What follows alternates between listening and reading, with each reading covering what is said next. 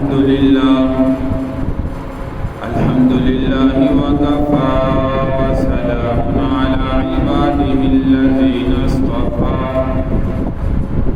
أما بعد فأعوذ بالله السميع العليم من الشيطان الرجيم بسم الله وباسم عرش كتاب الله الرحمن الرحيم محمد رسول الله والذين معه أشداء على الكفار رحماء بينهم تراهم ركعا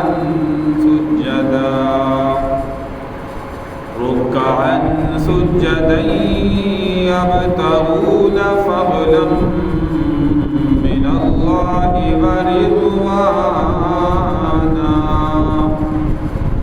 صدق الله مولانا العظيم رب اشرح لي صدري ويسر لي أمري واحلل عقدة من لساني يفقه قولي رب زدني علما رب زدني علما رب زدني علما سبحانك لا علم لنا إلا ما علمتنا إنك أنت العليم الحكيم يا رب صل وسلم دائما أبدا على حبيبك خير الخلق كلهم تمام احباب پیارے پیغمبر صلی اللہ علیہ وسلم کی ذات پر درود پاک پڑھیں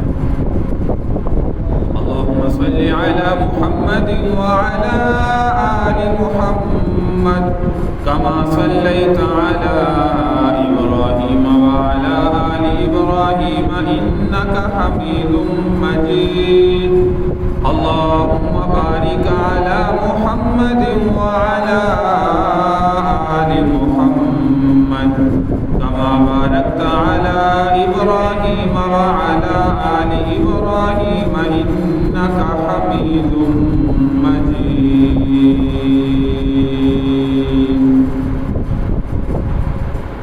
قابل صد احترام سامعین کرام بزرگوں دوستوں پردہ نشینوں بہنوں ذی الحجہ کا مہینہ چل رہا ہے آخری لمحات ہیں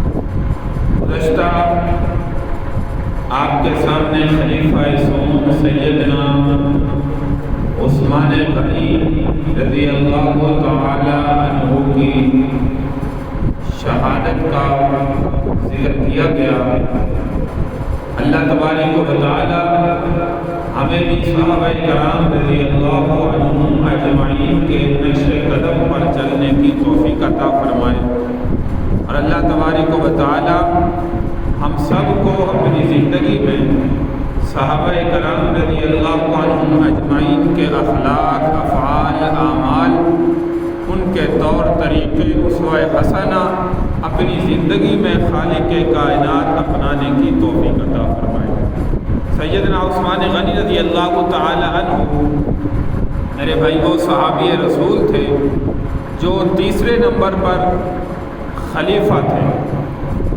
سب سے پہلے خلیفہ اول پیارے پیغمبر صلی اللہ علیہ وسلم کے بعد وہ سیدنا صدیق اکبر رضی اللہ تعالی عنہ اور ان کے بعد خلیفہ دوم سیدنا عمر بن خطاب رضی اللہ تعالی عنہ اور تیسرے خلیفہ سیدنا عثمان بن عفان رضی اللہ تعالی عنہ اور چوتھے نمبر پر جو خلیفہ تھے وہ سیدنا علی المرتضی شیر خدا رضی اللہ تعالی عنہ یہ صحابہ کرام رضی اللہ عنہم اجمعین کی چار خلفاء کی جو ہے وہ ترتیب ہے جو حضور علیہ السلام نے ایسا سمجھیے کہ اپنی زندگی میں متعین فرمائی اور 18 ذی الحجہ سیدنا عثمان غنی رضی اللہ تعالی عنہ کی شہادت کا دن ہے کہ جس طریقے سے مظلومانہ طریقے سے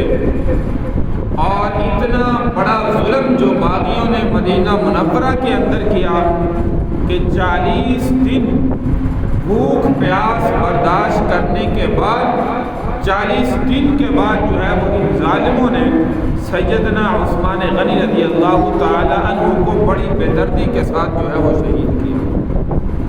تو میرے بھائی اللہ تبارک و تعالی نے ان کو دنیا میں بھی بڑا مقام عطا فرمایا تھا اور آخرت میں یقیناً جو ہے وہ جنت ہے، جنتی انسان ہیں، جنتی صحابی ہیں۔ ہر صحابی ہمارا اہل سنت والجماعت کا موقف ایمان اور عقیدہ ہے کہ اللہ تبارک و تعالی نے پیارے پیغمبر صلی اللہ علیہ وسلم کو جتنے بھی صحابہ عطا فرمائے جو آپ پر ایمان لے کر آئے وہ تمام کے تمام صحابہ جو ہے وہ جنتی ہیں، دنیا میں حق پر تھے اور جو ہے وہ دنیا میں اللہ کی خالصتاً عبادت کرنے والے تھے۔ یہ ہمارا ایمان اور عقیدہ ہے کہ ہر صحابی جو ہے وہ جنتی ہے اور ہر صحابی پر جنت کی مہر اللہ نے لگائی ہے۔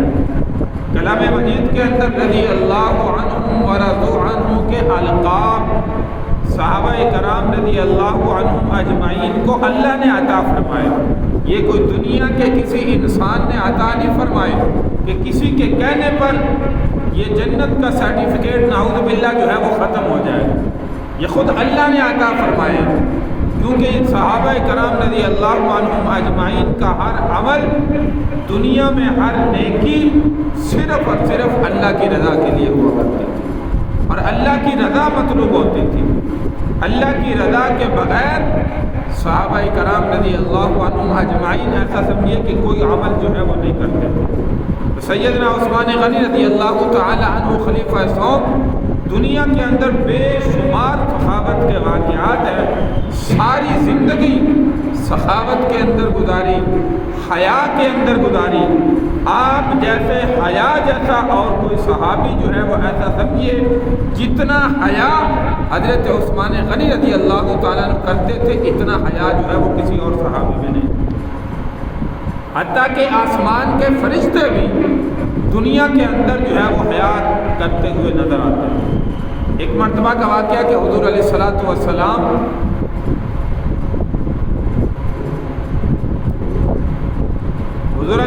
والسلام اپنے کمرے مبارک کے اندر جو ہے وہ موجود ہیں اور جو ہے حضور علیہ الصلوۃ والسلام کے دروازے پر دستک ہوئی۔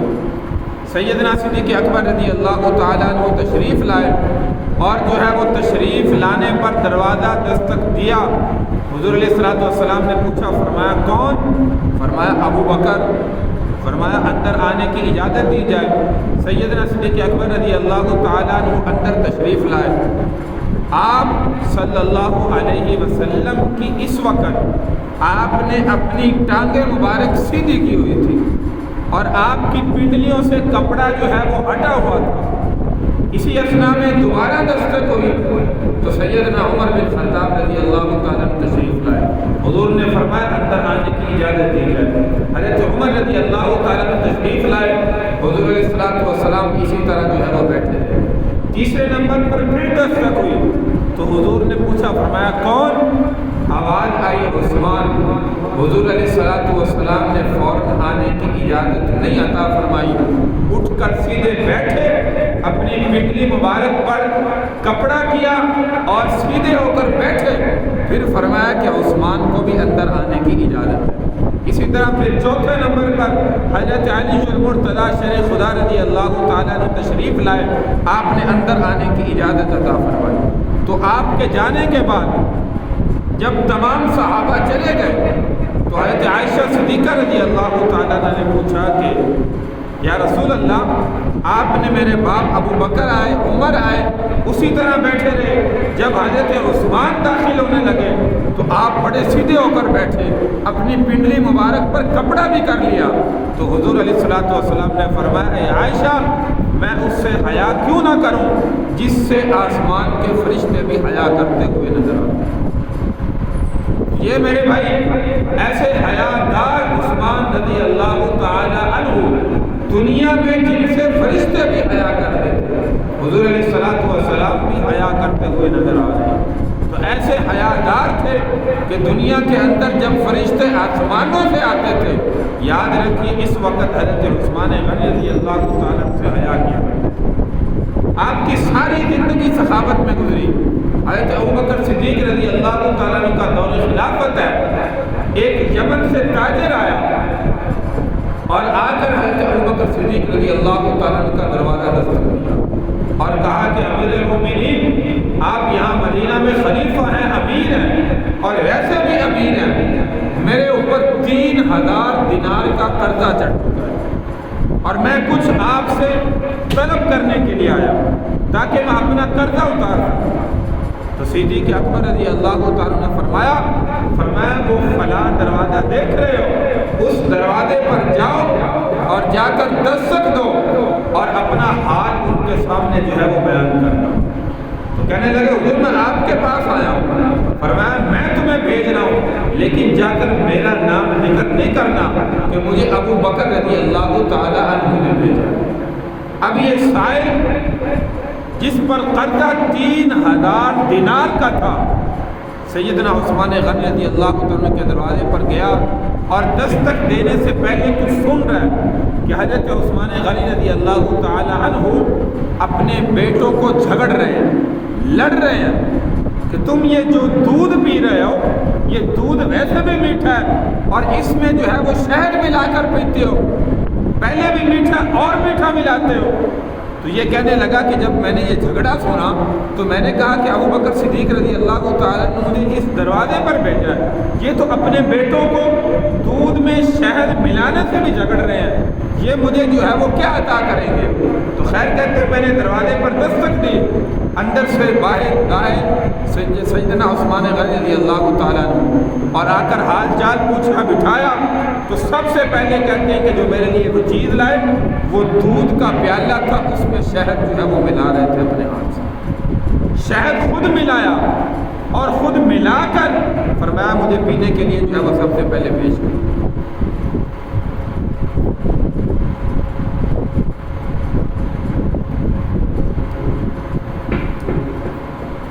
تو کہتے ہیں کہ مجھے اس کے لیے جو ہے وہ شہد پیش کیا تو میں حیران ہوا کہ جو اپنے بچوں کو لڑ رہے تھے، جھگڑ رہے تھے اور سب سے پہلے مجھے جو ہے وہ دودھ پیش کر رہے ہیں، تو یہ بڑا میرے لیے ایک عجیب معاملہ تھا۔ تو حضور علیہ الصلوۃ والسلام کے اس صحابی رسول خلیفہ صوم نے جب دودھ پیش کیا تو میں حیران ہوا۔ تو کہنے لگے کہ پھر میں نے کہا کہ میں یمن سے آیا ہوں اور اس طرح جو ہے وہ تاجر ہوں، لیکن مجھے تجارت میں بڑا خسارہ ہوا، آپ کے پاس کچھ آیا ہوں تاکہ جو ہے وہ مجھے کچھ سہارا مل جائے۔ تو کہتے ہیں کہ حضرت عثمان غنی رضی اللہ تعالیٰ عنہ نے اپنے ایک خادم کو بلایا اور بلا کر جو ہے وہ فرمایا کہ ان کے لیے جو ہے وہ کچھ عطا کرو۔ ایک اونٹ سامان سے بھرا ہوا دروازے کے باہر وہ خادم چھوڑنے کے لیے گیا تو میں نے اس کو کہا، حضرت عثمان غنی رضی اللہ تعالیٰ فرمانے لگے میں نے کہا اس میں 1000 دینار میں نے رکھ دیے، کچھ تمہارے بچوں کے لیے کپڑے رکھ دیے اور کچھ جو ہے وہ گھر کا ساز و سامان رکھ دیا۔ کہنے لگے کہ امیر المومنین آپ مجھے جو ہے وہ اتنا کچھ عطا کر رہے ہیں، مجھے تو امید نہیں تھی۔ میں نے حضرت ابوبکر صدیق رضی اللہ تعالیٰ کو دل میں سوچنے لگا، میں کہہ رہا تھا کہ 3000 دینار کا میرے اوپر قرضہ ہے، اتنا قرضہ وہ کیسے لیں گے؟ لیکن آپ نے 1000 دینار رکھ دیے۔ تو کہنے لگے کہ شکریہ ادا کرنے لگے اور کہنے لگا کہ میں ایک اونٹ آپ کا واپس کرنے کے لیے کیسے آؤں گا؟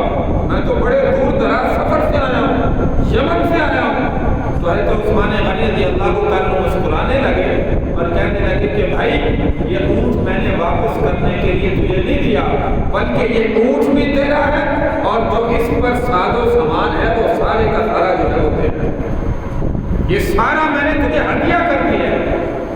تو اتنا خوش ہو کر جو ہے وہ دعائیں دیتے ہوئے یمن کا تاجر جو ہے وہ واپس گیا۔ تو میرے بھائی عثمان غنی رضی اللہ تعالیٰ وہ شخصیت ہے کہ جن کا آج 14 صدی گزرنے کے بعد بھی سن 35 ہجری میں آپ کی شہادت واقع ہوئی 18 ذی الحجہ کو، لیکن آج دیکھیے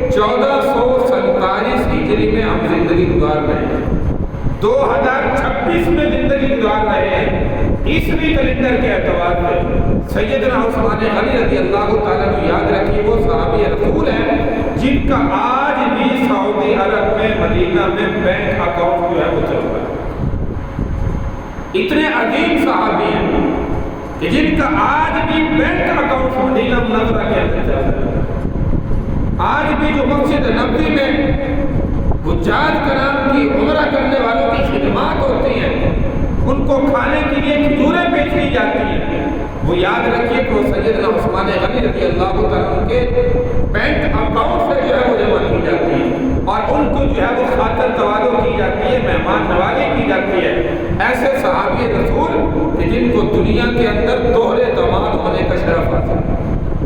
سیدنا آدم علیہ السلام سے لے کر یاد رکھیے کہ کسی بھی نبی کے کسی صحابی کو، کسی مسلمان کو یہ اعزاز جو ہے وہ کائنات میں آج تک حاصل نہیں ہوا کہ کسی نبی کی یکے بعد دیگرے ایک بیٹی فوت ہو جائے، اس کے بعد نبی دوسری بیٹی اس کے نکاح میں دے دے. آدم علیہ السلام سے لے کر ہمارے پیارے پیغمبر صلی اللہ علیہ وسلم تک کسی بھی نبی کے صحابی میں یکے بعد دیگرے نبی کی دو بیٹیاں نکاح کے اندر جو ہے وہ نہیں. یہ اعزاز صرف اور صرف فاضلہ کو عثمان غنی رضی اللہ تعالیٰ عنہ کو حاصل ہے.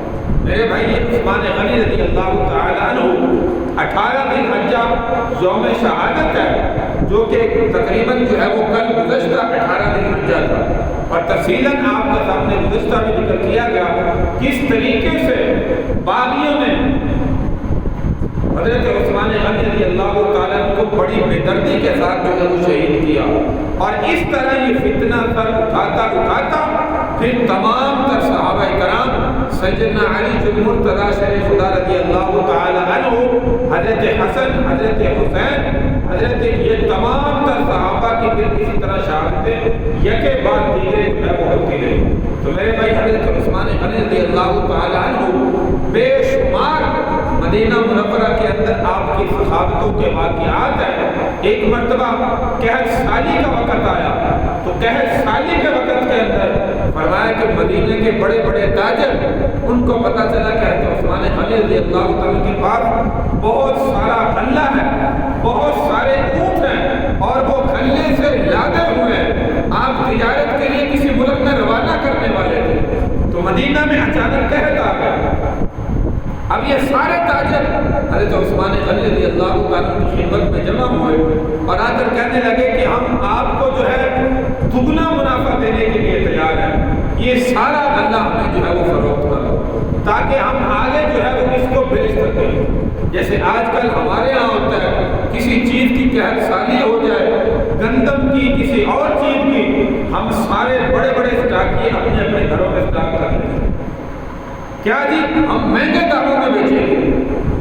اور اس چیز سے یاد رکھیے جس چیز کی عوام کو زیادہ جب ضرورت ہو اس چیز کو گھر میں جو ہے وہ رکھنا تاکہ مہنگے داموں میں بیچیں گے. حضور علیہ السلام نے ذخیرہ اندوزی سے منع فرمایا لیکن ہمیں مسائل کی پرواہ نہیں ہوتی. ہم کہتے ہیں ہمیں نفع آنا چاہیے. مسئلہ اپنی جگہ پر، شریعت اپنی جگہ پر، ہم نے اپنی مرضی کرنی ہے، ہم نے اپنی عقل کے گھوڑے دوڑانے ہیں، ہمیں نفع ملنا چاہیے چاہے جائز ہو یا ناجائز ہو. تو میرے بھائی اس چیز سے اللہ کے محبوب صلی اللہ علیہ وسلم نے بڑی سختی سے منع فرمایا جس چیز کی عوام کو ضرورت ہو اس چیز کو گھر میں روک کر جو ہے وہ رکھ لینا تاکہ کل پرسوں یا آئندہ مہینے کے بعد، 2 مہینے کے بعد، سال کے بعد مہنگے داموں میں بیچوں گا اور مجھے نفع اس وقت تھوڑا ملنا ہے اس وقت زیادہ ملے گا. تو اسی طرح عثمان غنی رضی اللہ تعالیٰ تجارت کے لیے وہ روانہ کرنے والے تھے. تو یہ سارے تاجر جمع ہوئے اور آ کر کہنے لگے ہم دگنا منافع دیں گے. حضرت عثمان غنی رضی اللہ تعالیٰ فرمایا کہ نہیں، مجھے اس سے زیادہ ملتا ہے. فرمایا 3 گنا، 4 گنا، 5 گنا، حتیٰ کہ بڑھاتے بڑھاتے 10 گنا تک آئے. حضرت عثمان غنی رضی اللہ تعالیٰ نے فرمایا کہ بھائی مجھے 10 گنا نہیں، 20 نہیں، 30 نہیں، 40 نہیں، 50 نہیں، 60 نہیں، مجھے 70 گنا نفع جو ہے وہ زیادہ ملتا. کتنا؟ 70 گنا نفع. وہ تاجر کہنے لگے ہم سے بڑا مدینے میں کوئی تاجر کوئی نہیں ہے، آپ کو 70 گنا منافع کون دے ہے؟ اتنا تو کوئی نہیں ادا کر سکتا۔ تو حضرت عثمان غنی رضی اللہ تعالیٰ نے فرمایا مجھے 70 گنا منافع دینے کے لیے تیار ہے، اور وہ تجارت کرنے والا میرے پیارے محبوب صلی اللہ علیہ وسلم کا رب اور خدا۔ مدینہ کے بازار کے اندر گئے، جا کر اعلان کر دیا، فرمایا مدینے کے غربا، یتیم، مساکین، حاجت مند سارے آ جاؤ، یہ سارے کا سارا غلہ آج فری کے اندر تمہارے اندر تقسیم کرنے والا۔ فرمایا میرا اللہ اعلان کرتا ہے جو دنیا کے اندر میرے راستے میں خرچ کرے گا، دنیا میں 10 اور آخرت میں 70 گنا میں اس کو نفع جو ہے وہ زیادہ دوں گا۔ فرمایا میں یہ 10 گنا نہیں لینا چاہتا جو تم تاجر مجھے دے رہے ہو، میں 70 گنا لینا چاہتا ہوں، اور وہ میرا اللہ آخرت کے اندر مجھے جو ہے وہ عطا کرے گا۔ وہ سارے کا سارے ہزاروں کی تعداد میں اونٹ جو غلے سے لگے ہوئے تھے، وہ سارے مدینہ کے غربا میں، مساکین میں، حاجت مندوں میں، فقراء میں سارے کے سارے جو ہے وہ تقسیم کر دیے۔ تو میرے بھائی یہ تھے حضرت عثمان غنی رضی اللہ تعالیٰ عنہ، آپ کی صحابت صرف مدینہ میں نہیں بلکہ تمام تر علاقوں میں مشہور تھی، اور اللہ نے عطا بھی کیا تھا۔ غزوہ تبوک کے موقع پر دیکھیے حضور علیہ الصلوۃ والسلام نے چندے کا اعلان فرمایا، صدیق اکبر رضی اللہ تعالیٰ کا واقعہ پڑھتے ہیں، گھر کا سارا سامان اکٹھا کر کے اللہ کے نبی کی خدمت میں لے جائے، حتیٰ کہ دیواروں پر ہاتھ پھیرا۔ بیٹی حضرت عائشہ صدیقہ رضی اللہ تعالیٰ پوچھا کہ ابا جان دیواروں میں کیا ڈھونڈ رہے ہو؟ فرمایا بیٹی کچھ دن پہلے اس دیوار میں میں نے ایک سوئی جو ہے وہ لگائی تھی، وہ ڈھونڈ رہا ہوں، شاید کسی مجاہد کے کپڑے سینے کے کام آ جائے۔ اور آج اللہ کے نبی نے چندے کا اعلان فرمایا، میں نہیں چاہتا کہ ایک سوئی بھی اپنے گھر کے اندر رکھے، وہ بھی ڈھونڈ کر اس سوئی کو بھی اللہ کے نبی کی خدمت میں پیش کر دیا۔ اور آج یہ ایسا موقع تھا کہ حضرت عمر رضی اللہ تعالیٰ کہنے لگے کہ آج میں ابو بکر سے اس نیکی میں بڑھ جاؤں گا، ابو بکر سے اس نیکی میں بڑھ جاؤں گا، فضیلت لے جاؤں گا، زیادہ اجر لے جاؤں گا۔ اور گھر کا آدھا سامان حضرت عمر بن خطاب رضی اللہ تعالیٰ نے اکٹھا کیا، آدھا گھر میں رکھا، اللہ کے نبی کی خدمت میں جا کر پیش کیا۔ اور جب حضرت ابوبکر صدیق رضی اللہ تعالیٰ نے تشریف لائے تو اللہ کے نبی نے یہ نہیں فرمایا کہ ابوبکر کتنا لائے ہو، فرمایا ابوبکر گھر میں کیا چھوڑا، کیونکہ محبت کا پتہ تھا کہ ابوبکر اللہ کے لیے، اللہ کے نبی کے لیے سب کچھ قربان کر سکتا ہے۔ جذبہ ہر صحابی میں تھا، لیکن علم میں جو ہے وہ سب سے زیادہ تھا۔ اب دیکھیے مال دیکھنے میں تھوڑا ہے، لیکن گھر میں جو بھی تھا سارے کا سارا اکٹھا کر کے اللہ کے نبی کی قدموں میں ڈالا، اور فرمایا یا رسول اللہ گھر میں صرف اللہ اور اس کے رسول کا نام چھوڑ کر آیا ہوں، اس کے علاوہ اور کچھ نہیں۔ تو حضور علیہ السلام نے دعا فرمائی۔ اب یہاں پہ دیکھیے تو عثمان غنی رضی اللہ تعالیٰ نے کتنا مال عطا کیا، پہلے 100 اونٹ دیے سامان سے بھرے ہوئے۔ حضور علیہ السلام نے فرمایا اور بڑھاؤ، کھڑے ہو کر پھر 100 اونٹ کا اعلان کیا۔ اللہ کے نبی نے پھر فرمایا عثمان اور بڑھاؤ، تیسرے نمبر پر ہے تو عثمان پھر کھڑے ہوئے، یا رسول اللہ 100 اونٹ اور اللہ کے راستے میں خرچ کرو۔ 300 اونٹ سامان سے بھرے ہوئے۔ اب چوتھے نمبر پر ہے تو عثمان غنی پھر کھڑے ہوئے، اور اللہ کے نبی کی جھولی میں سونے کی اشرفیاں جو ڈھیر لگا دیے، حتیٰ کہ جھولی بھر گئی اور اشرفیاں جو ہے وہ نیچے گر رہی تھی۔ اس وقت اللہ کے نبی نے ہاتھ اٹھائے، فرمایا عثمان آج کے بعد تو کوئی عمل کرے گا بھی اللہ تجھ سے اس کا مواخذہ نہیں کرے گا۔ اللہ تجھ سے آج اتنا راضی ہو چکا ہے کہ اللہ کے راستے میں تو نے اتنا خرچ کیا۔ تو میرے بھائی یہ حضرت عثمان غنی رضی اللہ تعالیٰ کی محبت تھی، آپ کا عشق تھا جو اللہ کے راستے میں مال خرچ کرنے کا تھا۔ آج ہم اللہ کے راستے میں خرچ کرنے سے اپنے مال کو روکتے ہیں اور گن گن کر دیتے ہیں۔ تو میرے بھائی اللہ بھی ہمیں ایسے ہی عطا فرماتا ہے۔ حضرت عثمان غنی رضی اللہ تعالیٰ نے بغیر گنتی کے زندگی میں عطا کیا، اور اس کا انعام دیکھیے آج 14 صدی گزرنے کے بعد بھی حضرت حضرت عثمان غنی رضی اللہ تعالیٰ کے نام سے بینک اکاؤنٹ مدینہ منورہ میں جاری، قیامت تک صدقہ جاریہ بنا دیا، قیامت تک یہ صدقہ جاریہ اسی طرح چلتا رہے گا۔ اور بیر رما میں اس وقت کہتے ہیں جو موٹر لگی ہوئی ہے، پانی کھینچتے ہیں جس سے عوام پانی پیتی ہے، اس کا بل آج بھی حضرت عثمان غنی رضی اللہ تعالیٰ کے نام کے ساتھ موجود ہے۔ یہ حضرت عثمان غنی رضی اللہ تعالیٰ بل کے اوپر لکھا ہوا ہے۔ یہ صدقہ جاریہ 14 صدی کے بعد بھی چل رہا ہے۔ تو میرے بھائی اتنی بڑی شخصیت، لیکن جب شہادت کا وقت آیا باغیوں نے کوئی جو ہے وہ کسی نیکی کو نہ دیکھا، اور نعوذ باللہ خلیفہ سوم سیدنا عثمان غنی رضی اللہ تعالیٰ کو جو ہے وہ شہید کر دیا۔ اور 18 ذی الحجہ ہماری عوام کے اندر جو ہے وہ ایک اور جو ہے وہ رسم چلی ہوئی ہے جس کو عید غدیر کے نام سے یاد کیا جاتا ہے۔ عید غدیر میڈیا پر آپ دیکھتے ہوں گے مسلمان بھی نعوذ باللہ اپنا سٹیٹس لگا رہے ہیں، آج عید کا دن ہے 18 ذی الحجہ، اور 18 ذی الحجہ خلیفہ سوم سیدنا عثمان غنی رضی اللہ تعالیٰ کی شہادت کا دن ہے۔ اور اس دن نعوذ باللہ دشمن تو خوشی مناتے ہیں، مسلمان بھی ان خوشیوں کے اندر شامل ہوتے ہیں۔ عید غدیر کہا کس کو جاتا ہے؟ یاد رکھیے عید غدیر یہ ایک جگہ کا نام ہے۔ غدیر خم مکہ سے نکلے مدینہ کی طرف تقریباً 200 کلومیٹر کے فاصلے پر یہ ایک مقام آتا ہے جہاں پہ مسافر حضرات ٹھہر کر قیام کرتے ہیں۔ حضور علیہ السلام خطبہ حجت الوداع کے موقع پر 10 ہجری میں جب واپس آ رہے تھے یہاں پر آپ نے بھی قیام فرمایا۔ خم کہتے ہیں اس جگہ کو، اور غدیر کہتے ہیں تالاب کو۔ اس جگہ پہ تالاب بنا ہوا تھا اور وہاں پہ قیام کی جگہ تھی، اس لیے غدیر خم کہا جاتا ہے۔ اور یہاں پہ ایک بات مشہور کی جاتی ہے، یہ وہ جگہ ہے جہاں پہ اللہ کے نبی صلی اللہ علیہ وسلم نے من کنت مولاہ علی فعلی مولا، اللہ کے نبی نے حضرت علی رضی اللہ تعالیٰ کی نعوذ باللہ خلافت کا اعلان کیا۔ یہ جھوٹی بات عوام میں عام کی جاتی ہے کہ اس جگہ پر حضرت علی المرتضیٰ شیر خدا رضی اللہ عنہ کی خلافت کا اعلان کیا تھا، اور مسلمان اس کو تسلیم نہیں کرتے۔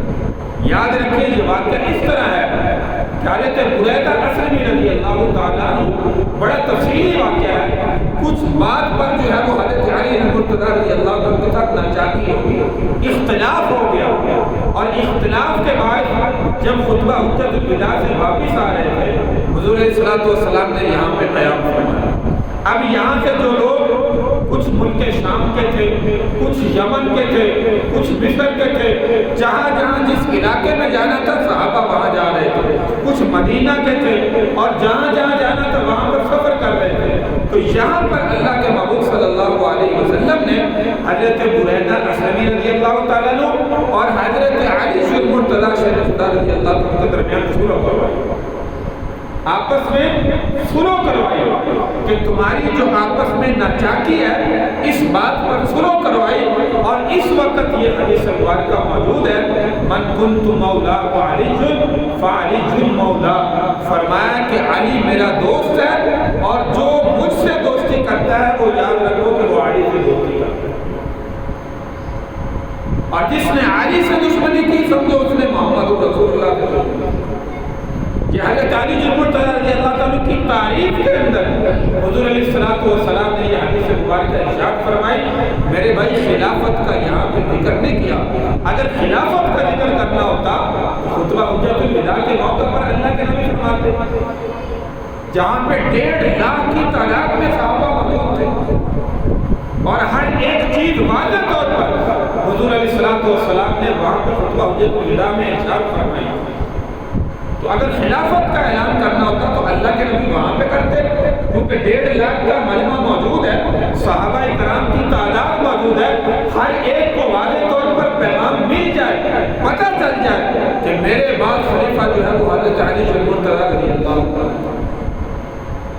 وہاں سے سفر کر کے 200 کلومیٹر کے فاصلے پر آ کر حضرت علی المرتضیٰ اور بریدہ اسلمی رضی اللہ تعالیٰ ان صحابہ کے درمیان جو ناچاکی تھی اس کو دور کرنے کے لیے حضور علیہ السلام نے عید الاسلام تو یاد رکھیے میرے بھائی، اس دن کو عید غدیر کے نام سے منانا یہ مسلمانوں کا جو ہے وہ حصہ نہیں۔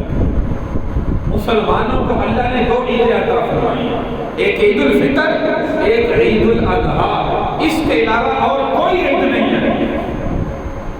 اور مثال کے طور پر اگر یہ عید کا دن ہوتا، خلافت کا اعلان ہوتا، خوشی کا دن ہوتا، تو میرے بھائی حضور علیہ السلام آئندہ سال میں عید کا دن مناتے۔ یہ مثال کے طور پر کچھ لوگ اعتراض کریں کہ 10 ہجری کا یہ واقعہ ہے، 11 ہجری آئندہ حج سے پہلے اللہ کے نبی دنیا سے چلے گئے، تو اس دنیا میں تھے نہیں، مناتے کیسے؟ تو یاد رکھیے کہ حضرت علی المرتضیٰ شیخ خدا رضی اللہ عنہ تو موجود تھے۔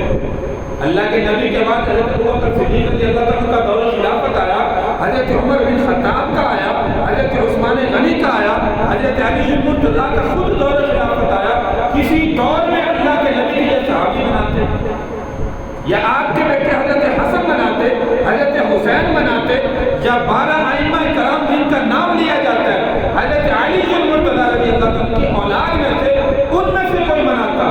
جب کسی سے کوئی عمل ثابت نہیں ہے تو میرے بھائی یہ 4 صدی کے بعد اس عمل کو شروع کیا گیا اور عید غدیر کے نام سے مفہوم کیا گیا۔ اصل میں مسئلہ یہ ہے 18 ذی الحجہ خلیفہ سوم سیدنا عثمان غنی رضی اللہ عنہ کی شہادت کا دن ہے، اور اس دن میں دشمن خوشی منانے کے لیے اس دن کو نعوذ باللہ عید کا نام دیتے ہیں، اس لیے عید غدیر کے نام سے مفہوم کیا جاتا ہے۔ اب ایسے انسان سے، ایسے دشمنوں سے، ایسے ظالموں سے بندہ پوچھے کہ اس دن 18 ذی الحجہ کو خلیفہ سوم کی شہادت کا دن ہے، تم عید کا دن منا رہے ہو، 10 محرم کو عید کا دن کیوں نہیں مناتے؟ 10 محرم حضرت نوح علیہ السلام کو فرمایا کہ اللہ تبارک و تعالی نے وَاسْتَوَتْ عَلَى الْجُودِ، سارے کے سارے نافرمان غرق ہو گئے، سیلاب میں اللہ نے غرق کر دیا۔ آپ کو اور آپ کے ساتھ جو کشتی پر سوار تھے ان کو اللہ نے جو بچایا، یہ 10 محرم کا دن تھا۔ اس دن میں جب مسلمانوں کو نجات ملی تو ہمیں تو خوشی منانی چاہیے۔ موسیٰ علیہ السلام کو فرعون سے نجات ملتی ہے، 10 محرم کا دن ہے، اس دن خوشی کیوں نہیں مناتے ہیں؟ تو اس دن کہتے ہیں کہ اس دن نواز رسول کی شہادت کا دن ہے، ہم غم منائیں گے، خوشی نہیں منائیں گے۔ تو میرے بھائی اس دن غم منا رہے ہیں، اور 18 ذی الحجہ کو خلیفہ قوم کی شہادت کا دن ہے، اس دن خوشی کس لیے منا رہے ہیں؟ اور اس بہکاوے میں آ کر نعوذ باللہ کچھ مسلمان بھی شامل ہو رہے ہیں۔ اس لیے میرے بھائی جو کہے عید غدیر کے نام سے اس دن عید منائی جاتی ہے، ہمیں مسلمانوں کو اپنے ایمان کی فکر کرنی چاہیے۔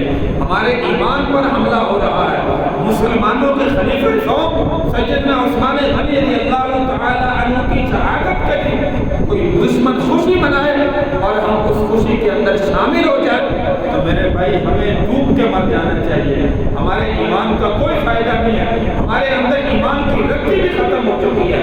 اس لیے میرے بھائی اس دن میں خوشی منانے کے بجائے ہمیں خلیفہ سوم کی شہادت کا دن یاد رکھنا چاہیے۔ تو یہ عید غدیر کی حقیقت ہے جس میں مسلمان بھی نعوذ باللہ شامل ہو رہے ہیں۔ اللہ تبارک و تعالی ہمارے ایمان کی حفاظت فرمائے اور صحابہ کرام رضی اللہ عنہم اجمعین کے نقش قدم پر اللہ مسلمانوں کو چلنے کی توفیق عطا فرمائے۔ وآخر دعوانا